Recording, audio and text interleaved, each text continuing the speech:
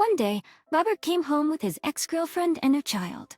Heads up, if you leave me, the three of us could live happily ever after. Even Mom would get to hold a grandchild. My husband pressured me to divorce him, so I agreed. Why? Because I have an ace up my sleeve that he knows nothing about. I can't help but look forward to the look on his face when he finds out. The anticipation is just too thrilling. My name is Amelia. I'm 35 years old.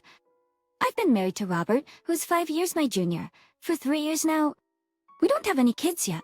After a while into our marriage, my mother-in-law became pretty pushy and wanted a grandchild.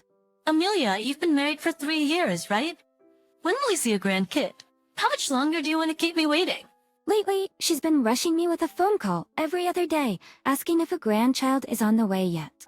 I couldn't take it anymore, and I talked to Robert about it. Robert, I got another call from your mom today.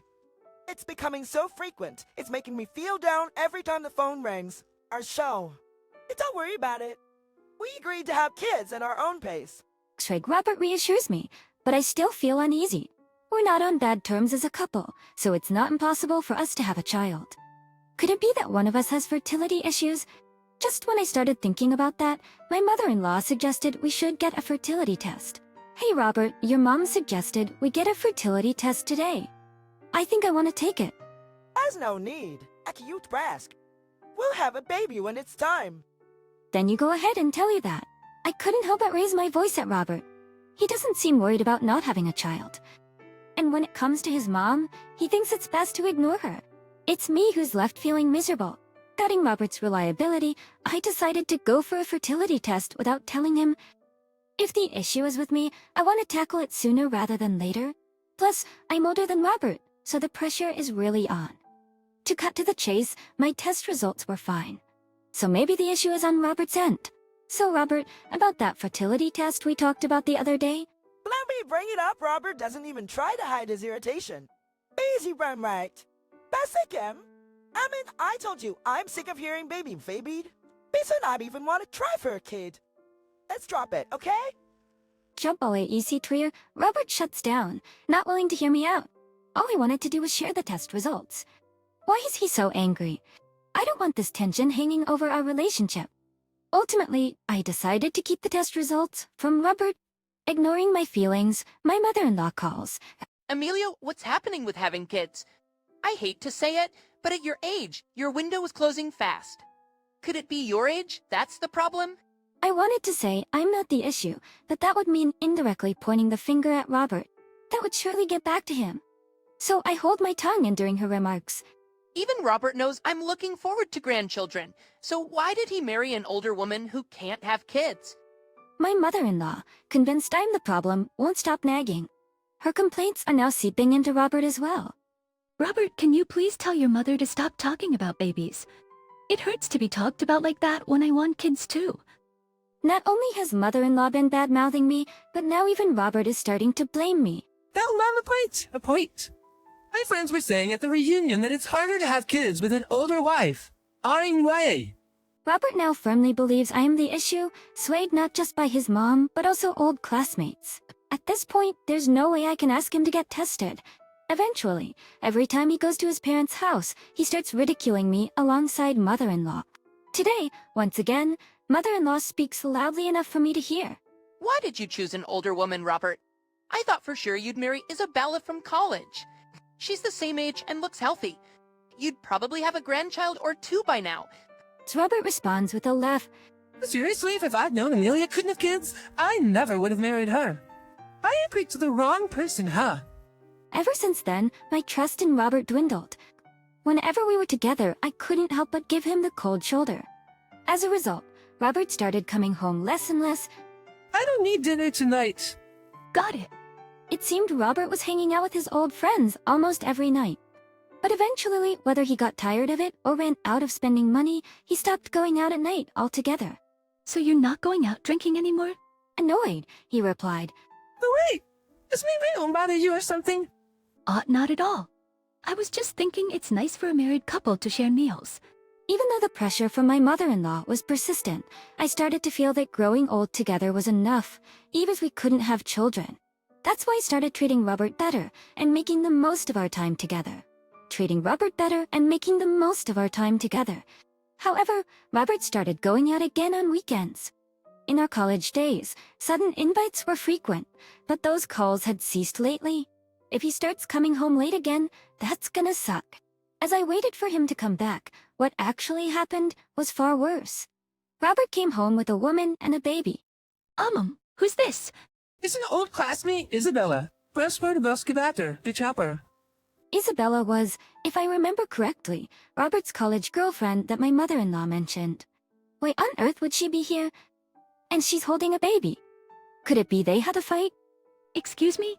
I looked at Robert and he looked more serious than I'd ever seen him. I had a bad feeling about this. Amelia, hear me out. I've decided to start over with Isabella. What do you mean? I met her again at last year's reunion, and I realized she's the one I truly love. You're pregnant with my child. Your child? Robert, you can't be serious. It's true, but Isabella knew I was married, so she initially planned to raise the child on her own and gave birth in secret. Robert looked at Isabella with love. So why bring this up now? Isabella humbly replied. How selfish. That's how it is. Lucky luck, I've always wanted a kid too. Las Retribution. Everyone wins if you just let me go. Boring's Robert Talker. I'm not the one who can't have kids. I forgave all his past wrongs and committed to our life together, and now this. Something inside me snapped. Fine. I agree to the divorce. By the time I realized it, the words were out of my mouth. Hearing that, Robert leaned in, looking pleased. Thanks for that, Stas. I knew you'd understand, Amelia. When can I move out? It seemed they couldn't wait to kick me out and start their new life in this home. How utterly self-centered. If that's what you both want, I can leave immediately, but I have a condition. You both have been dating since last year, right? You're aware that you're cheating. Well, we couldn't help it. We connected at a reunion and couldn't stop our feelings. Happy-go-lucky, both of them. It's terrifying that they think I'd be okay with this. Good. I'm glad you admit to the cheating. Now we can cleanly claim compensation in the divorce. Upon hearing this, Robert and Isabella went pale. The compensation? But are you okay, demon? They plan to take money from us while we're raising a child. I have no intention of listening to either of you. I said coldly and in a low voice. I don't care about your circumstances. If you cheat behind my back and then unilaterally demand a divorce, it's only fair that you owe me compensation. Monster did the job, right? They shouted and screamed, spit flying. Ignoring them, I went in for the kill. If you can't afford to pay, why not ask mother-in-law? She's been dying to see her grandchild. She'd probably be happy to help. Be right! Mom will definitely help us out. Seemingly reassured, they agreed to pay me the amount I demanded. Of course, I also tacked on the cost of my accommodation until I could find a new home. But to avoid future complications, I made sure they signed an agreement. Shall we go tell mother-in-law right away? Make a boss's curl to finally have a grandchild. RBA. Ignoring my presence, Robert and Isabella excitedly discussed their new life. Later, when we visited mother-in-law at her home, we told her the whole story. Bopper, well done. I told you so, didn't I? It's better to marry a classmate. I always thought you and Isabella would be a better match than that old Amelia. Turns out my mother-in-law is just like Robert and Isabella. They only think about themselves. Soaking up mother-in-law's praise, Isabella is over the moon. There's a problem. Amelia is demanding a settlement. What a greedy woman. She says it's a condition for the divorce. Isabella and I want to be together as soon as possible and let you hold your grandchild, Mom. Robert, you're such a kind son. I'm proud of you, but we're going to need money for raising the kid. We can't make ends meet if we pay the settlement. If that's the case, leave it to me. I've saved up some money for my grandchild. Use that to pay off the settlement. Now let me hold the baby. Oh, how adorable. Those eyes are just like Robert's when he was a baby. The protection and outsider, they look like 3 happy generations of a family, blissfully unaware that it was all a facade. Here's the amount for the settlement. Oh, and let me give you this as well. What's this? These are the results of my fertility test. I thought you all should know the truth. I showed everyone the test results. H the problems? Then why haven't you had children yet? Smiling widely, I answered mother-in-law's astonishment. Smiling widely, I answered Amelia's astonishment. Could it be because the issue was with Robert? What are you talking about? He clearly can have kids, right, Isabella? Isabella was visibly flustered. And for the clueless people, I gave another hint. When did Robert reunite with Isabella at the reunion? Oh, it was last year. About 6 months ago. Isabella. Mel then pulled out an invitation postcard from the drawer. Yes, indeed. 6 months ago. Wait, It seems Mel finally caught on. hold on. You guys met again at the reunion, right? Yeah, it was the first time we had a reunion in like 10 years or more. And yet Isabella has already given birth. The timing doesn't add up. Sensing that she's been caught by her meal, Isabella starts making excuses. How many months old did you say he is? To Mel's question, Robert proudly responds. It's just 1 month old. It's gonna get cuter and cuter. And much to Then Mel says with a stern face. So that means he was in Isabella's belly for less than 5 months. At funny sirs. Isn't that how pregnancy works? Don't be ridiculous. Pregnancy lasts 40 weeks, which is basically 10 months. Brace a baby being in the womb for only 5 months doesn't make sense.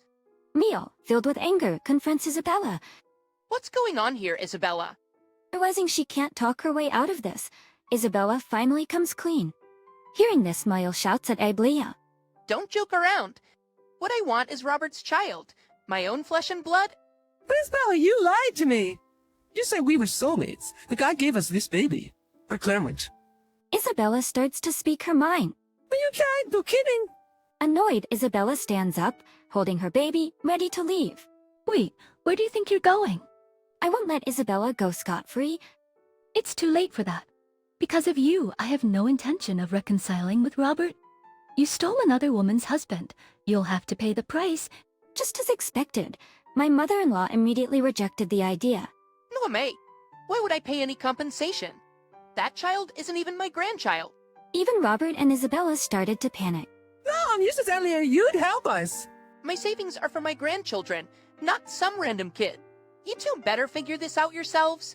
I can't afford to pay $10,000 or $30,000. Was too bad. I got a signed agreement. Then Robert tried to sweet-talk me. Like Amelia, we've been doing just fine without kids. But can't we just start over? I already told you, I have no intention of starting over with you. If you fail to pay, I'll take legal action. You can't be serious. We've been doing well so far. Who ruined that? Lex, you did. Before I knew it, I was yelling at Robert. I thought even if we couldn't have kids, we'd still be happy together. But you listened to your mom, cheat on me, and the kid isn't even yours. You're pathetic. Then can't we just be happy from now on? Shut up. I will never get back together with you. Go live your life with your dear mother. You and I are now strangers. Amelia, you can't be serious. Ignoring his pleas, I left Robert's family home. I'll never come back here. I quickly packed up my things and moved out. Robert doesn't know where I'm going, so I'll never have to see his face again. Soon enough, I started a new life in a rented apartment. Maybe it was the mention of legal action, but Robert and Isabella did end up paying the compensation. I didn't have to worry about money. I have no idea what became of them. The payments came from separate accounts, so they must have broken up. As for whether Robert remarried, I don't know, but it's certain he still has no kids.